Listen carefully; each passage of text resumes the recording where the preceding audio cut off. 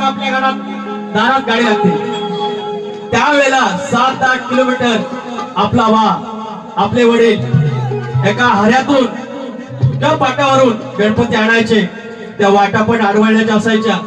गर्दीचे काटे, बोरीचे काटे, दगड धोंडे, या दिवसातून चिखल आणि तुमचा आमचा बाप गुरु शिष्य संवाद.